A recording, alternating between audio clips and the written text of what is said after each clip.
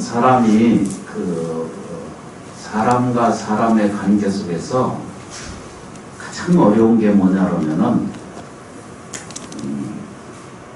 이제 부족한 것이 많을 때 그게 힘들어요.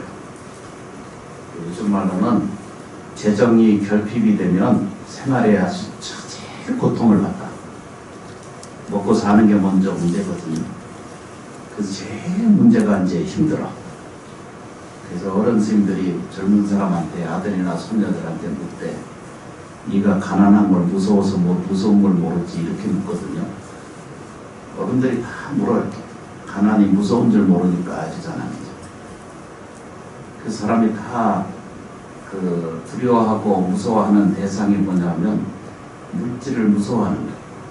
그러니까 다시 거꾸로 말씀드리면 돈이 부족해지는 것, 그러니까 무언가 부족해지는 것을 표현한다면 요즘 말로는 돈이 윤택해지지 않는 거예요. 내 생활에 융통성이 좀 떨어지는 것을 결핍의 세계다 이러거든요. 그렇다 이제 그렇게 시작하고, 그래서 이제 그게 고통스러워요. 이제 두 번째, 사람과 사람 사이에 관계가 원만하지 않으면 그게 고통이에요. 고통스러워요. 자식과 부모, 또 형제끼리, 가족끼리, 또 직원끼리, 또 생활 공간 속에서, 또 가정 내에서 이웃들과 친구들과 이런 불편한 일이 왜 생기는가 그러면 인연이 없으면 절대 그게 생기지 않거든요. 아는 데서 분쟁이 생기고 분별이 생기고 문제가 생기지 밖에서 생기는 일이 없어요. 그러니까 사랑도 가까이서 사랑이 생기고 미움도 어디서 생겨요? 가까운 데서 생겨요. 이제 두 번째, 이제 그게 인간과 사람 사이에 삐딱할 때, 그게 안 맞을 때, 교통이, 이게 요즘 말하는 소통이 원만하지 않을 때 많은 고통이 생겨요. 그렇게 이제 설명을 해요, 보통적으로. 근데 이제 불교에서는 근본적으로 설명하기를 이제 늙고 병들고 죽는 게 이제 고통이에요. 그냥 잘 이해해 보면은 병드는 것도 당연한 거거든요. 늙는 것도 당연한 거고. 그렇죠, 그죠? 죽는 것도 아무 문제가 없는 거예요. 태어나는 것은 어떤 물질이라도 태어난 것은 소멸을 따르기 때문에 너무나 당연한 것이 왜 문제가 되는가라고 이렇게 질문해 보면은 아프기 때문이에요. 고통스럽기 때문이에요. 병들면은 더 힘들기 때문이에요. 그래서 그게 연결돼 있어요. 몸이 아프면은 가족과 관계가 불화시키고, 또 내가 능력이 안 되고 모자라게 되면은 이제 재정적 문제가 이제 돌출되어 온다, 이렇게 이제 볼 수가 있거든요. 그래서 노병사는 하나로 이제 같이 설명드릴 수가 있잖아요. 다르지 않잖아요. 그래서 늙는 것도 사실은 아무 문제가 없고, 괴로운 것에도 아무 문제성은 없는데, 문제는 뭐냐면 불교 공부를 하게 되고 수행을 하고 법회를 배우고 공부하고 마음 공부 세계를 배우고 그러면 병들고 늙고 죽는 것 자체가 아주 당연하고 자연스러운 일이거든요. 그런데 이제 그걸 고통스럽게 받아들이는 쪽에서는 한도 없이 고통스럽고 힘들어요. 그걸 우리는 이제 근본 고통이다, 이렇게 말해요. 거기에 생로병사에 더 붙여서 너무 잘 아시는 것처럼 사랑하는 사람은 헤어져 있어서 괴롭고, 아들은 군대 가 있어서 괴롭고, 또 어떤 어머니는 그러더라고요. 저는 붙어 있어서 평생 속을 뒤집더니만 몇 년 군대 가 있으니까 그렇게 내가 행복할 수가 없다, 이런 분들이. 잘 모르지만 하여튼 사랑하는 사람은 같이 있지 못해요. 그리고 미운 사람은 같이 서로 한 집에서 같이 살느냐고, 그게 서로 이제 고통스럽고. 그리고 이제 구애도 원하는 것을 늘 구하고 살거든요. 근데 안 구해져요. 그래서 이제 아픔이 생기고 고통이 생기는 거예요. 오음성고라 이렇게 표현하잖아요. 그죠? 너무 성한 것도 그러니까 쉽게 표현하면 영원히 이 영원해야 되는데 영원하지 않기 때문에 그게 고통스럽거든요. 나무 시장에서 어떤 저 처사님 보니까 76세라고 이렇게 말씀하신 분 계시거든. 올해 연세 몇이시니까 아직 젊어요. 76세예요. 젊기는 분명히 젊고 맞거든요. 근데 용기도 좋으시고 뭘 좀 하고 싶다 이렇게 생각해요. 그래서 얘기를 쭉 들어보니까 한 100년 기획을 가지고 계시대요. 그래서 옆에서 제가 가만히 있다가 말은 못하고 우리 저 어르신께서 앞으로 얼마나 더 사실 줄 모르겠는데 기회가 아니고 굉장한 거예요. 그래서 제가 옆에서 그걸 듣다 보니까 나중에 벌려놓으면은 나중에 그걸 누가 수습할 건지 대책이 없다. 그래서 제가 느낀 게 뭐냐면 연세는 76세인데 마음은 아직도 20세야. 온갖 것을 다 할 것 같은 생각이 드는 거예요. 육체가 이제 그만 오랫동안 유지하지 않는다는 것을 우리가 이해해야 되는데 그걸 마땅히 받아들여야 되는데 마땅히 받아들이지 못하고 그 생각은 안 그래요. 몸이 안 따라줘서 그렇지. 요즘 오늘 오신 청춘님들께서는 아직 다 청춘이세요. 두 발로 이렇게 걸어 다닐 수 있으면 다 청춘이고 걱정하실 게 하나도 없으세요. 지금도 요 앉아 계시는 물자님들께서 보면 죽는다 생각 안 하세요. 내가 뭐 죽는다 이러면 여기 안 오거든요. 딴 거 하지. 죽는다 생각하면 절대 안 오시거든요. 참으로 당연히 그렇게 해야 되는 건데 당연히 받아들이지 못하는 경우가 훨씬 많아요. 그래서 뭔 얘기인지 하는지. 그래서 평생 저희가 나라고 하는 것을 내세우고 살잖아요. 내가 이거든요. 내 입장, 내 사람, 내 집, 내 자식, 내 남편, 내 아내 이러거든요. 그래서 이렇게 대화를 하고 이렇게 생각을 이렇게 해보면 사람이 평생 살아가는 방식이 살아가는 얘기하고 말하고 이해하는 것을 잘 들여다보면 평생 사람 얘기만 해. 이 사람 저 사람 이렇게 얘기해. 이 집 저 집 이렇게 얘기해. 또 뭐해? 아침부터 돌아서 돈 얘기해. 요즘은 눈만 뜨면 코로나 숫자가 몇 개 됐나 그거 보고 있거든. 우리가 다 그러고 살아요. 근데 보통 이제 큰 스님들 설법에 뭐라고 하냐면 사람 얘기하다가 그렇죠. 두 번째 이제 사람 얘기하다가 그 다음에 이제 돈 얘기하다가 그러고 그 얘기를 하다가 하루가 다 간다. 그 이상 더 생각할 줄도 모른답니다.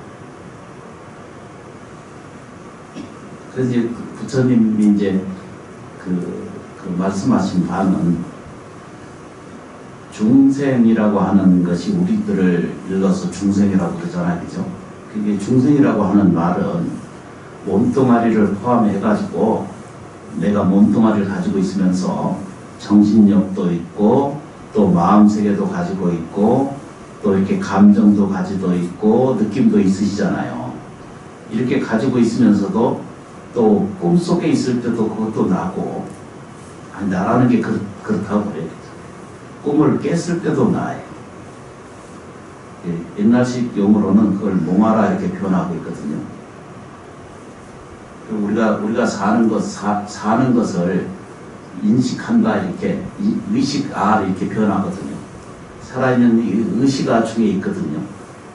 의식아라는 것이 나를 의식하고 있다라고 하는 거예요. 그래서 보편적으로 중생, 범부 이렇게 표현하는 말 중에는 내가 사는 과정을 하나는 의식아이고 하나는 크게 아까 말씀드린 것처럼 자기가 나라고 표현하는 모든 것을 의식아라, 의식이 있다 이렇게 말해요. 그 다음에 뭐죠? 몸뚱아리가 살아있기 때문에 지금 내가 살아있다 이렇게 표현하잖아요. 그렇다 이렇게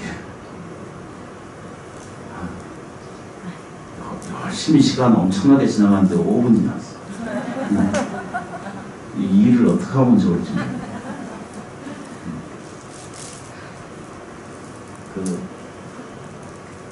근데 부처님이 이제 그렇게 보고 살아야 돼.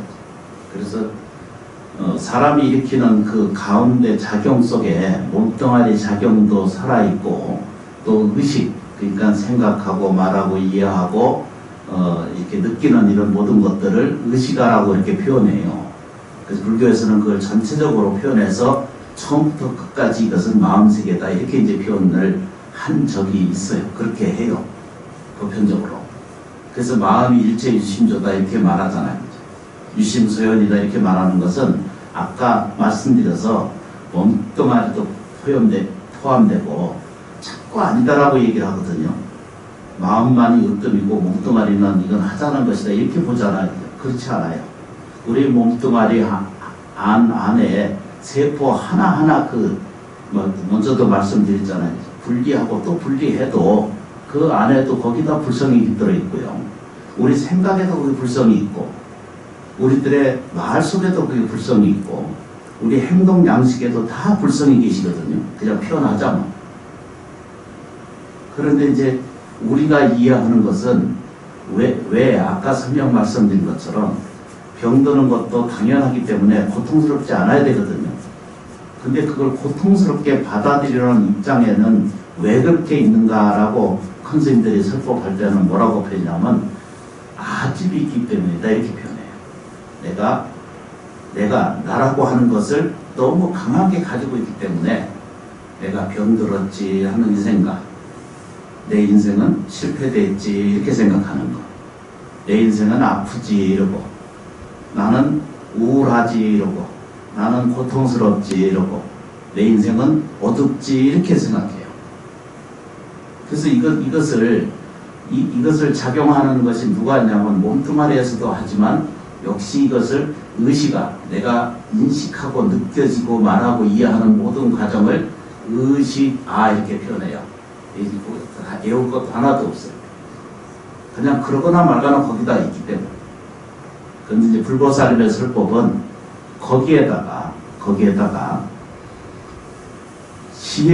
지혜심 이라는 게 있어요. 지혜아라고 하는 것이 거기에 같이 있어요. 아주 시적이죠. 여기 너무 따뜻하게 해놓으면 지금 다 졸아지. 잠이 와가지고 정신이 없으셔.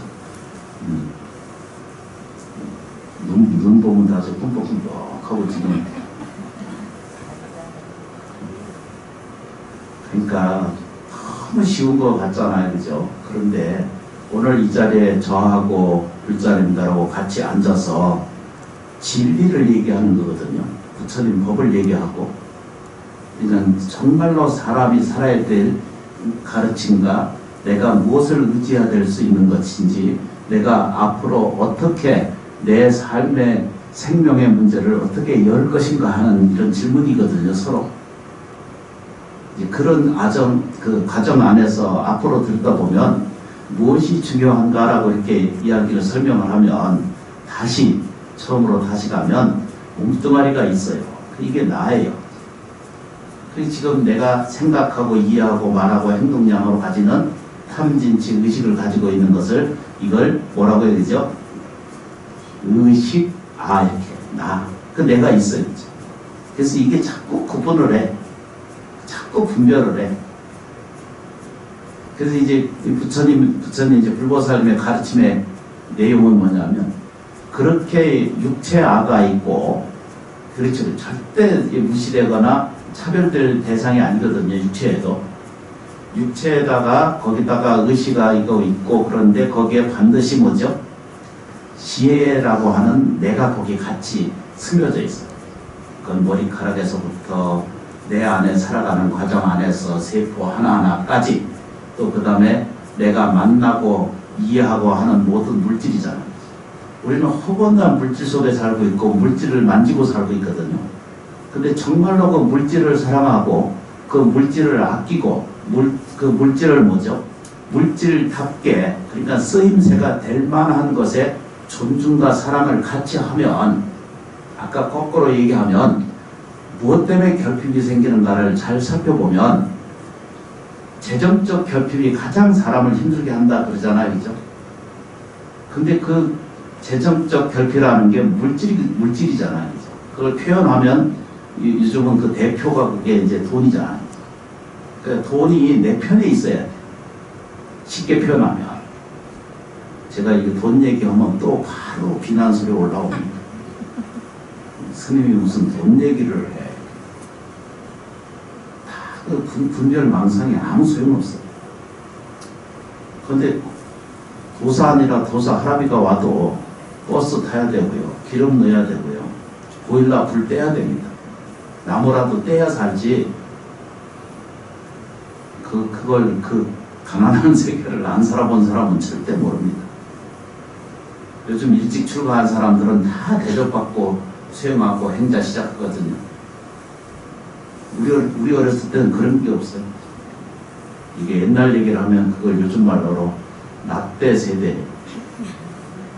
라떼 아세요? 옛날 이러면 그걸 전부 라떼 세대라고. 아주 그 말하기 아주 싫어요. 40대 이하 젊은 사람들은 옛날에 이런 한 얘기를 들으면 경기 안 해야 돼. 그래서 그 안에 들어간 내용이 불보살님, 그러니까 다시 경전을 통해서나 큰 스님들 선지식께서 설명하신 내용이 그 안에 뭐가 깃들어 있다?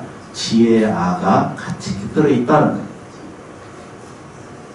근데 이제 올바른 저 인식을 가지시고 올바른 세상을 잘 들여다보면은 자기 안에 지혜로운 내가 있다는 지혜의 그 내가 있다라는 인식이, 그게 이제 그 인식하기 시작하는 것을 믿음의 시작이라고 그래요. 신심의 시작이다 이렇게 말해요. 그러니까 초점을 어디에 둬야 되냐면 육체가 이게 내 것이다 라고 생각하는 것만이 그게 진짜가 아니라는 거예요. 그렇죠, 그죠? 아까 설명드린 것이 의시가 이렇게 설명하잖아요. 의시가라는 것이 이게 이제 우리가 말하는 것이 표현 단위의 생각이잖아요. 그죠? 생각은 대상 따라서 경계를 따라서 그냥 이 말은 이해하시죠, 그죠? 알고 계시잖아요, 다. 경계라는 것은 이 생각과 이 생각 사이를 건너가는 걸 경계라고 그러잖아요. 네. 여기 강원도에서 경기도 넘어가는 걸 경계라고 그래요. 그 우리가 어디에 서 있느냐 그러면 현실 세계와 저승 세계가 둘이 아니거든요. 다시 얘기하면 나쁜 세계와 좋은 세계가 이게 둘이 아니라는 거예요. 그걸 부처님은 설명하고 계신 거예요. 다시 말하면 몸이 태어났기 때문에 늙는 것이 고통일 수밖에 없잖아요. 우리가 현실적으로는. 그런데 지혜 안을 갖고 들여다보면 아, 이게 마땅한 거구나. 주름이 오는 것도 당연한 거구나. 이것 때문에 뭐죠? 쉬는 고통할 이유가 없어요. 몸이 아프면 최대한 병원에 잘 다니시고 의사 선생님 말씀 잘 듣고 치료 잘하고 열심히 하고 그래도 허락해주면 받아주는 거잖아요. 그래서 이제 그만 이제 살 인연이 다 되면은 몸을 바꿔야 되면은 스스로 이제 바꿔야 되겠다라고 이렇게 넓은 마음을 가지게 되면은 죽음이나 늙음이나 병드는 것에서 두려워하고 무서워하지 않게 되거든요. 그걸 불교적 용어로 이포의 열애라고 해요. 열애라고 하는 말은 우리들 안에 다 들어있는 지혜심이 다 그게 열애심과 똑같은 거예요. 열애심, 열애란 말 많이 들어보셨잖아요. 그죠? 열애심. 열애, 부처님의 마음이 거기 다, 저희 몸뚱아리 생활, 모든 공간, 모든 생활 공간 속에서 다 자유롭게 주제에 있는 것이 그게 열애가 깃들어 있어요. 그 열애 중 하나가 리포예라고 그러거든요. 그 얘기 뭐냐면 세상에 눈을 뜨고 볼 때 두려워하고 무서워하고 괴로워하는 모든 대상은 실제로 없기 때문에 공포심으로부터 그 느끼고 두려워하고 무서워할 이유가 전혀 없다라고 표현하는 거예요. 그런 열애가 누구한테 있어요? 경전 안에도 있고 당신한테도 있고 나한테도 있고 말씀을 드리는 쪽도 있고 받아들이는 쪽도 역시 열애의 작용이에요. 열애의 작용이라는 거예요. 부처님의 성스러운 작용이 나한테 있다는 거예요.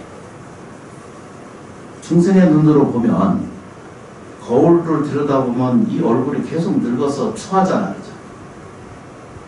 그러니까 아침에는 거울 보면 거울 보기 힘들잖아, 그죠? 한 번씩 이렇게 말씀드리다 보면은 여기는 청정지대 같아. 아직 청춘을 사시는 거야. 그래서 눈을 뜨고 보면 지금이 가장 예쁠 때예요. 지금이 가장 건강할 때고요. 지금 가장 활동할 때고 지금 가장 에너지가 넘치는 때.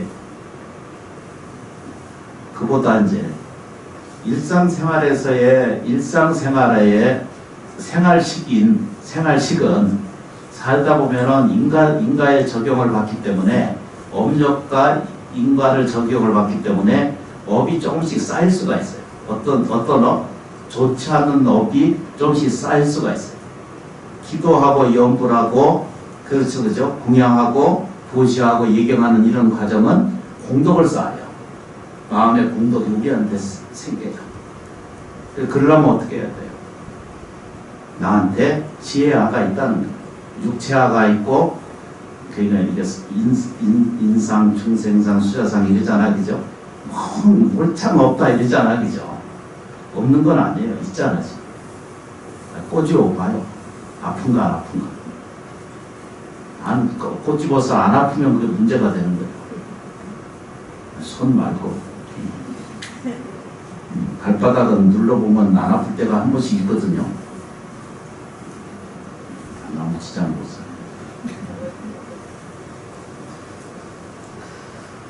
아주 쉬운 얘기를 하고 있어요. 그래서 육체화도 그게 나예요. 그런데 그게 시원찮고 늙고 이렇게 얼굴이 이 병들고 늙어간다 이러는 것이면서도 같이 무너지면 안 돼요. 내가 같이 무너지면 안 되거든요. 근데 실제는 육체가 좀 늙어갈 뿐이지 우리가 가지고 있는 의식의 그 의식안은 절대 안 늙잖아요. 마음이 절대 안 늙잖아요. 그냥 체면 때문에 우리가 젊은 짓을 못하고 사는 거지 체면 때문에 하고 싶은 거를 못할 뿐이지. 하여튼 그렇다 그러고. 그래서 이제 저희가 이제 발언할 때 꼭 기억해야 될 게 우리한테 지혜아가 있다는 뜻입니다. 지혜로운 내가 반드시 있다는 거예요. 이 지혜아는 그냥 내가 호흡하는 데도 있고 아니면 호흡하는 데도 있답니다. 옛날 큰 스님이 저 법문을 잘 들어보면은 내가 절하는 데도 있고 밥 먹는 데도 있고 자는 데도 있고 그렇죠, 그죠? 얘기하고 있는 동안에도 그 이제 부처님의 지혜아가 거기 있다. 이 사바세계 어떤 것에도 두려워하고 무서워할 일이 없다 이렇게 표현해요. 그것이 이제 부처님 가르침 중에 하나거든요. 예경 중에 하나고. 그래서 저희가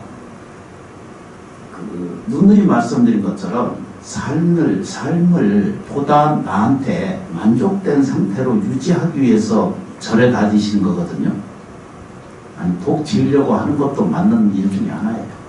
그것도 분명히 맞는 일이기도 하지만 내가 나아지려고 좋아지려고 하는 발언에서 불교를 만나고 지혜를 구하고 이렇게 그 어려운 과정을 통해서 철야 기도도 참여하고 하는 것은 내가 분명히 이게 육체적이든 정신적이든 또 뭐죠? 운명적이든 또 정신력이든 모든 면에서 나아지고 좋아지려고 하는 생각이 있거든요. 근데 그러려면은 그 육체심에서 이제 육체아에서 좀 벗어나야 돼. 육체아가, 그러니까 다시 말하면 뭐든지 육체가 시키는 대로 해요.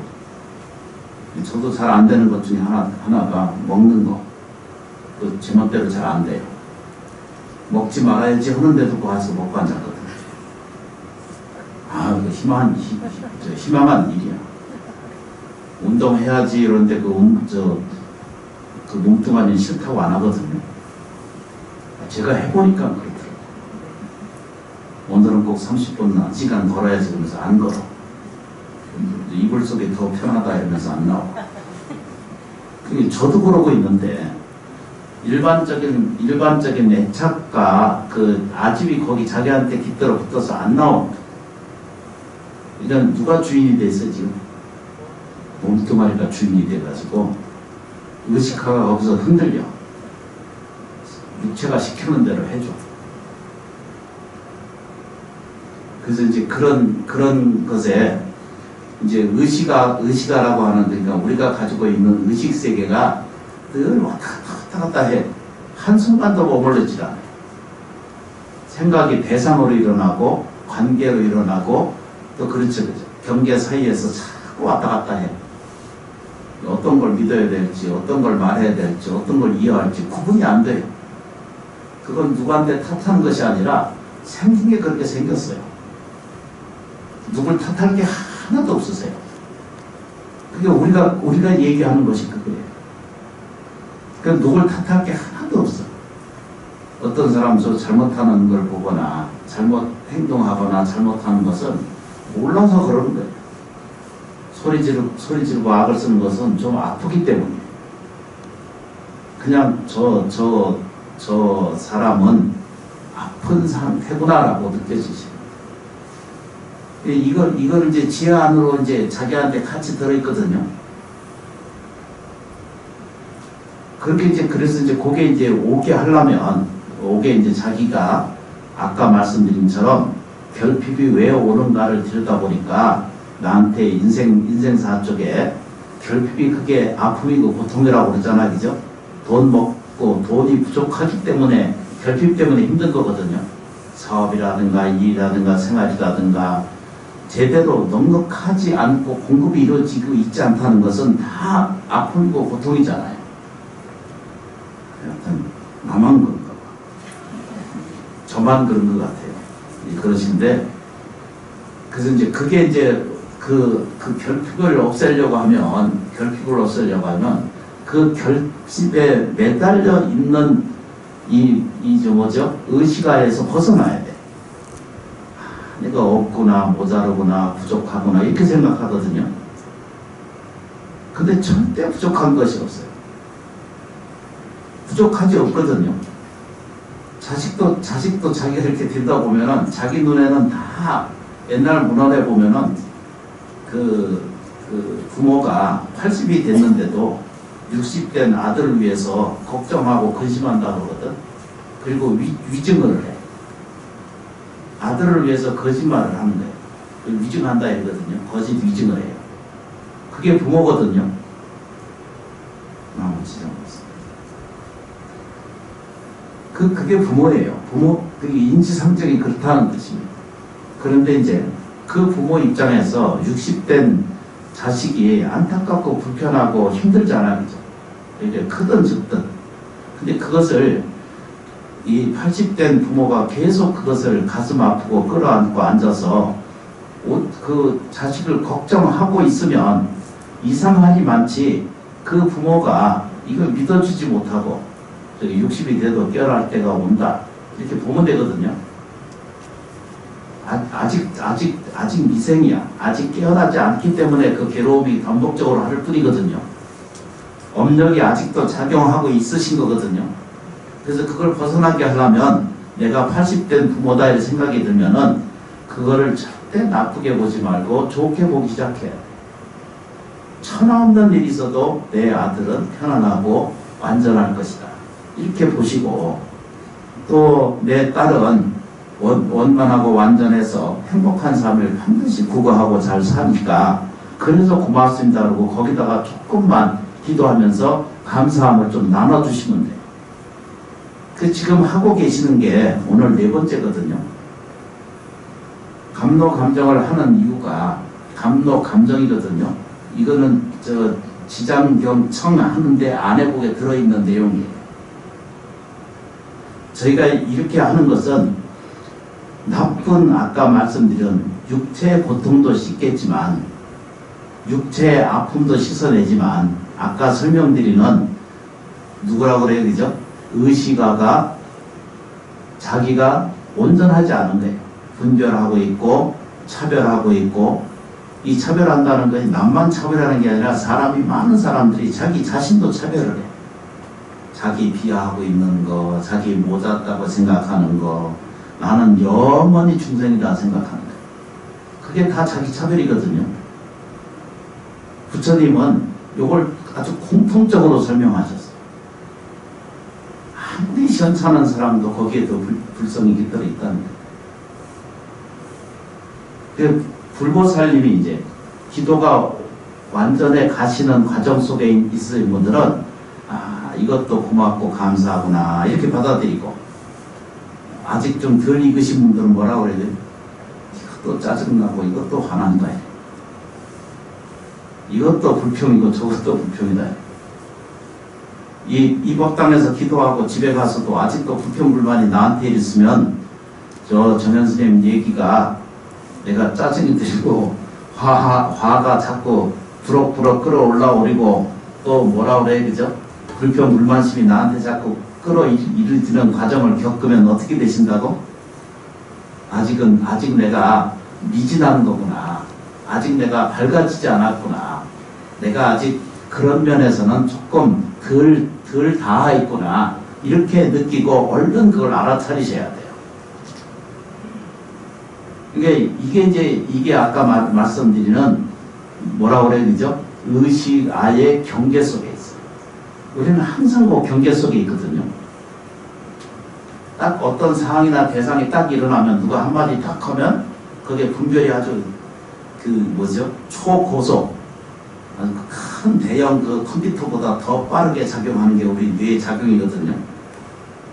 하트 적용해가지고 기분 나쁨, 좋음, 싫음 이런 거 금방 파악해. 몸이 어마어마한 거예요. 몸뚱아리 자체가. 이럴 때 가르치면 뭐예요? 지혜로움이 내게도 깃들어 있으니까 이걸 좋은 것으로 봐야 되겠다. 이걸 감사하게 봐야 되겠다. 내게 피해를 끼치고 내가 악을 끼치고 내가 불편을 끼치는 것까지라도 뭐라고 해야 되죠? 내 업을 소멸하는 과정을 삼고 나한테는 공덕을 짓는 기회를 주시니 그래도 고맙다. 이런 정도의 수준이 딱 되면 그게 이제 심심이 깊어져 가신 거예요. 근데 아직도 같이 뛰면 멸치 잡을 때 보면 같이 뛰거든. 멸치 잡는 거 보신 거 있죠, 그죠? 텔레비전을 보면 그물에 당겨놓으면 다 서로 뛰겠다고는 아니에요. 그 이제 흡사하게 중생의 모습과 똑같아. 구분될 게 하나도 없는데 중생은 같이 뛰어 항상. 요건 기분 나쁜 거 이렇게 표현해. 요거는 속에서 뭔가 뒤틀려 이렇게 생각하시거든요. 이것이 평생을 대상으로 보고 살 때 그 경계와 대상을 보고 살면서 대상과 경계가 없으면 나한테 반응이 안 일어나거든요. 반응이라는 게 이걸 반의식이라고 그러거든요. 그러니까 대상이 없으면 절대 나한테 뭐라고 안 하거든요. 그래서 뭐든지 대상에서 이제 문제가 생깁니다. 사람이 살다 보면요, 10년 감수한다 일잖아, 그죠? 그런 일을 수없이 겪어요. 운전하다 보면 그런 것도 느끼고, 생활 속에서 보면 평생 살면서 그런 것이 없다라고 말할 수 없거든요. 근데 이것을 지혜롭게 대처할 수 있는 입장을 딱 갖게 되는 나를 만들어내고 나를 이해하는 과정을 좀 겪으시면은 반드시 하고자 하는 일들이 원만하게 이루어져 간다는 것을 알 수가 있습니다. 저는 어제 이틀 3일 지나면서 아무리 나는 들여다봐도 특도한 사람도 아니고 뭘 이해하는 사람도 아니고 아는 게 없더라. 정말로 내가 아는 게 없더라. 뭘 가르쳐 줄 만한 이런 입장도 아니고 그러는데. 그러니까 뭘 모르니까요. 뭘 이해를 못하니까 그냥 정성적으로 할 수밖에 없어요. 제가 할 수 있는 것은 정성스럽게 해야 된다는 것밖에 할 줄 아는 걸 배우지 못해요. 근데 이제 똑같은 거예요.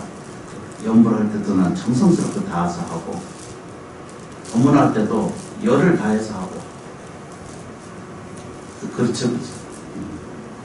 밥 먹을 때도 아주 열심히 먹고.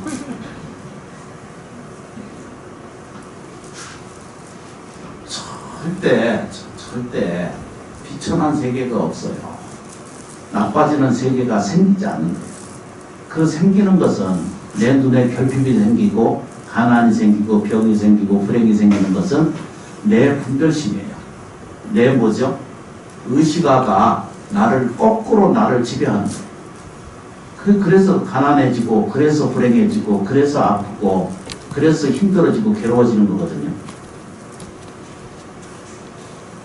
그래서 공부하고자 하는 의미 구조가 그렇게 생겨요.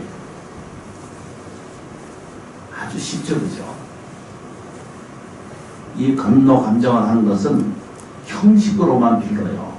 형식을 빌어서 육체에도 업이 있잖아요.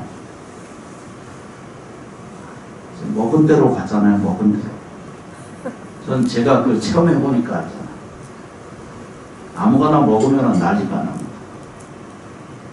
인생 살면서 감사하게 먹으면은 그 영양소가 다 뭐죠? 사람 짓을 하고 사는 거잖아요. 파 아시죠? 감자가 내 몸으로 들어와서 사람으로 화해해서 몇 시간 있다 가시는 거 아시잖아요. 전에 옛날 법문에 말씀드렸거든요. 쌀이 3시간 반, 4시간도 채 암놈으로 있다 가시거든요. 쌀이 사람 되고자 하는 발언을 하신다 그러잖아요. 밥 한 그릇이 사람으로 변해서 사람 짓을 하다가 가는 거거든요. 근데 이제 흰 쌀밥 먹고 그 동물 같은 짓을 하다 살다 가거든요. 쌀이 이 공양을 올리는 이유가 그래서 하는 거잖아요. 그 정성이 이게 표현이에요, 저 쌀이. 지나가는 광고 하나. 여기 보시죠. 이거 좀 써서 올려놓으라 그랬더니 하여튼 저렇게 그냥 거의 무식하게 이름을 이렇게 붙인 사람들이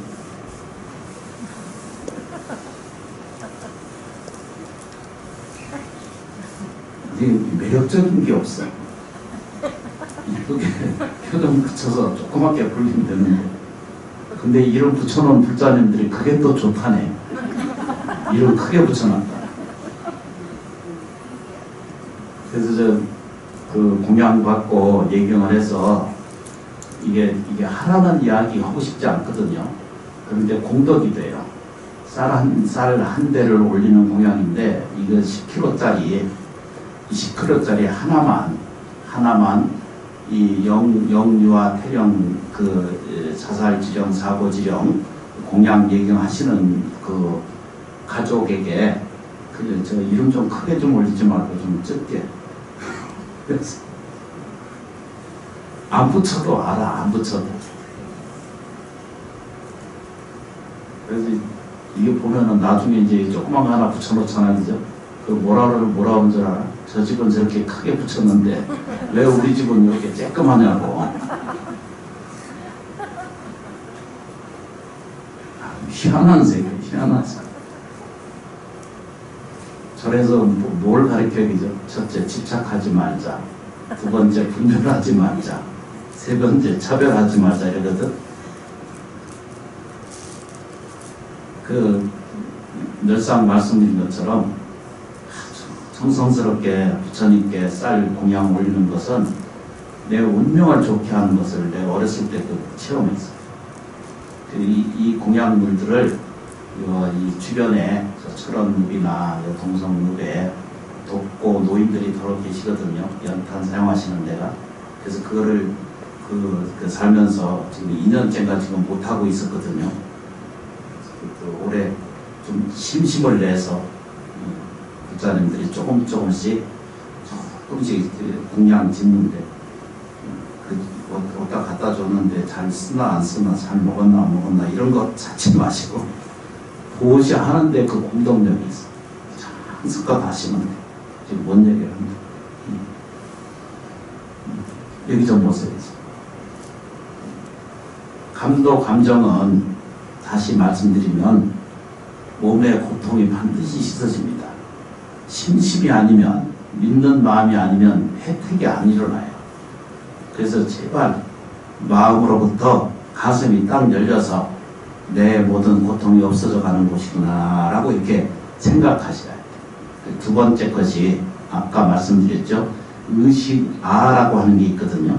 그건 생각하고 말하고 이해하고 행동 양식하고 느끼고 정서적이고 감정 있고 이런 것을 뭐라고 전체적으로 표현하는 말을 불교적 용어로는 마음세계가 이렇게 있다라고 이렇게 표현했고, 그것을 요즘 말로 얘기하는 의식아라고 이렇게 표현해요.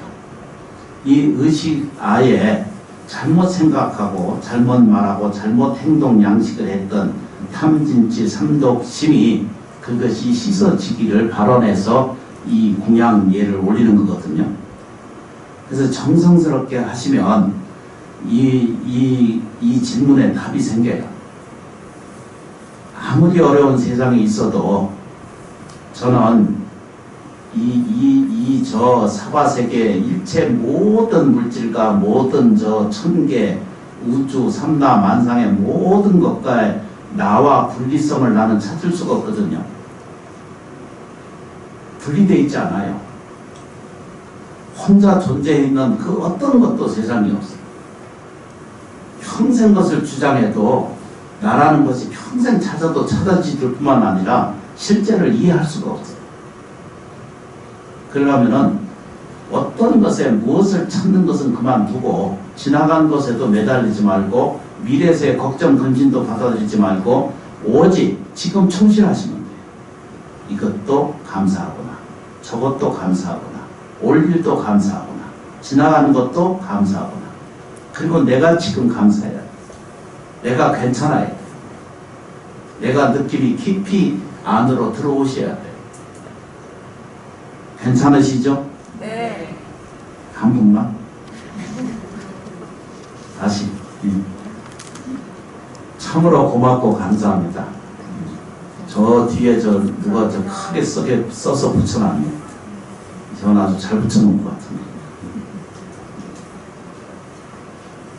읽으시면 돼.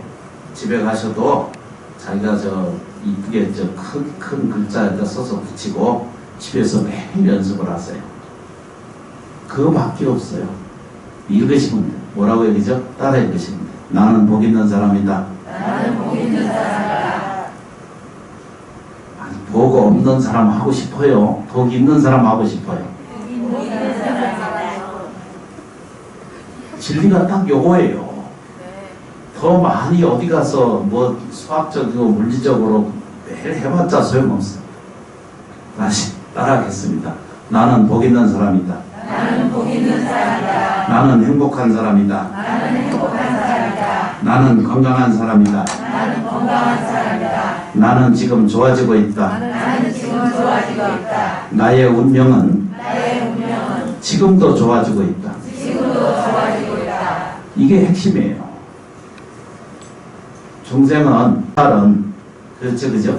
수도하는 그 수행자와 보살은 나는 지금도 좋아지고 있어. 지금도 내 운명은 더 더 좋아져가는 과정 속에 있어요. 타생생을 다급생을 지나가고 앞으로 수억급 생을 살아도 진보하고 있지 물러나지는 않아요. 내가 절에 와서 그걸 이해를 했어요. 아주 미련한 곰탱이가 일고 살거든요. 그런데도 그걸 이해를 해요. 그럼 절대 이쁘게 보는 거예요. 감사하게 보는 거예요. 사랑스럽게 보는 거예요. 그렇게 하기 시작하면 이상할이 많지. 외부에서, 주변에서, 천지에서 모든 물질 속에 살면서도 물질의 부족에 의해서 늘 우리는 허덕이고 살거든요. 그러면 뭐가 잘못됐는가를 얼른 봐야 돼. 이것만 이해를 해도 절에 오신 큰 은혜 공덕이 이루어지리라고 저는 생각을 합니다. 합장하겠습니다. 따라하겠습니다. 부처님께서 항상 내 곁에 계셔서 저희를 지켜주시고 보살펴주고 계시니 진심으로 감사합니다.